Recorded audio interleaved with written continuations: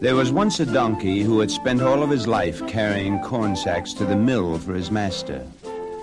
But now he was getting old, and every sack seemed heavier, and every day seemed longer. I really should find some other profession, he thought. But how else could I possibly make a living? My only other talent is my voice.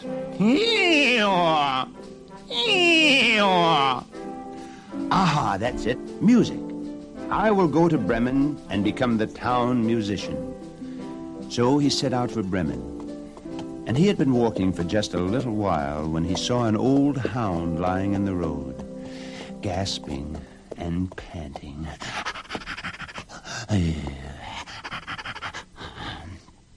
Hello, old fellow, he said. Why are you breathing so hard? I've been running, said the hound. Running away, that is. I'm too old and weak to hunt, and my master doesn't want me anymore. And how am I ever going to earn my bread and bones? Well, now, I happen to have an answer to that problem, said the donkey. Why not come with me? I'm going to Bremen to be the town musician. I will play the lute and bray. And I can beat the drum and bay.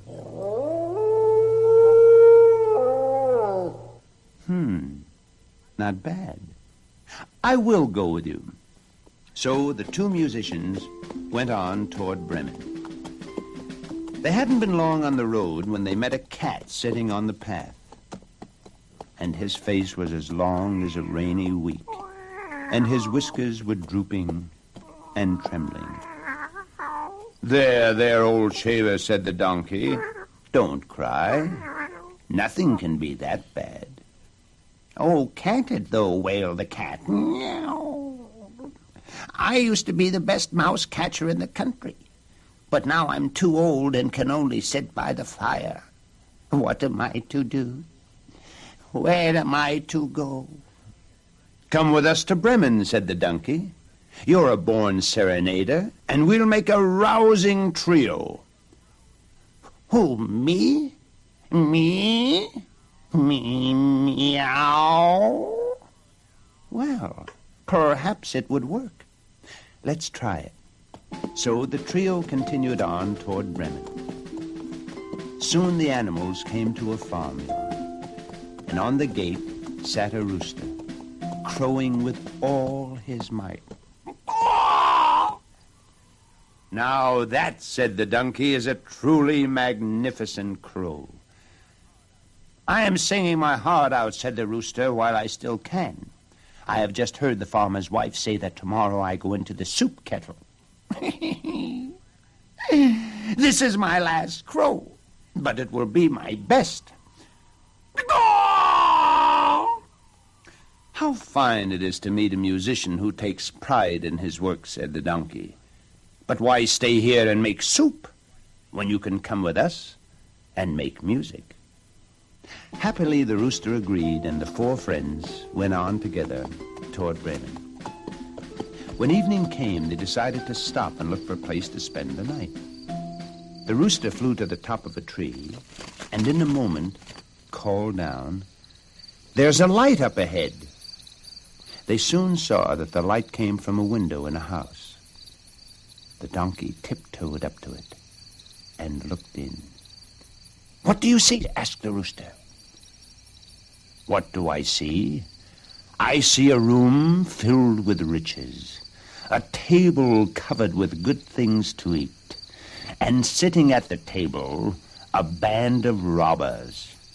Well, perhaps we can earn our supper here. Let us think."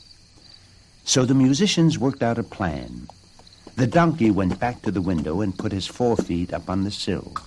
The hound jumped up on the donkey's back, and the cat leaped up on the dog, and the rooster perched on the cat's head. Then the donkey rapped the sill with his hoof. At the very first note of the town musicians of Bremen, the robbers screamed in fright, leaped to their feet, and ran out into the forest. The 4 minstrels agreed that their performance had certainly earned them some supper, So they went into the house, sat down at the table, and ate as if they might never see another meal.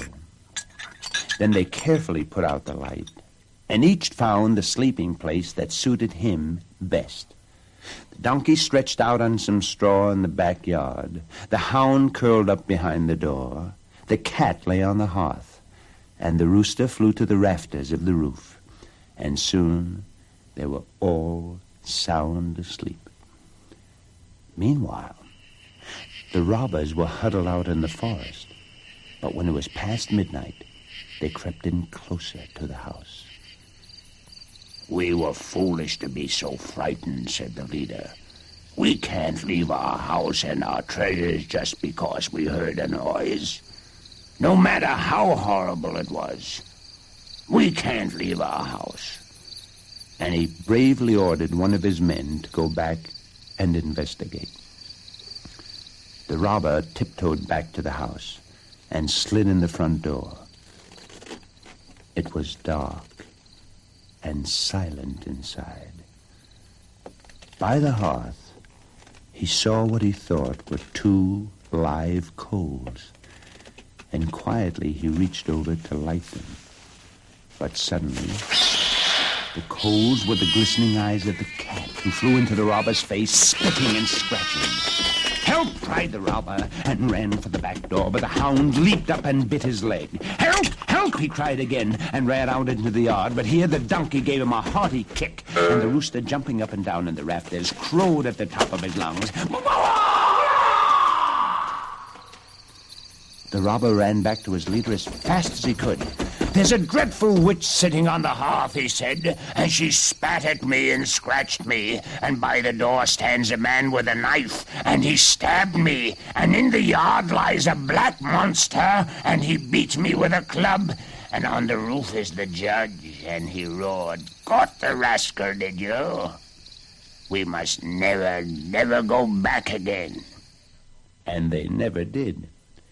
But the house suited the 4 musicians so well that they never left it, not even to go to Bremen, and they lived there happily for all the rest of their lives.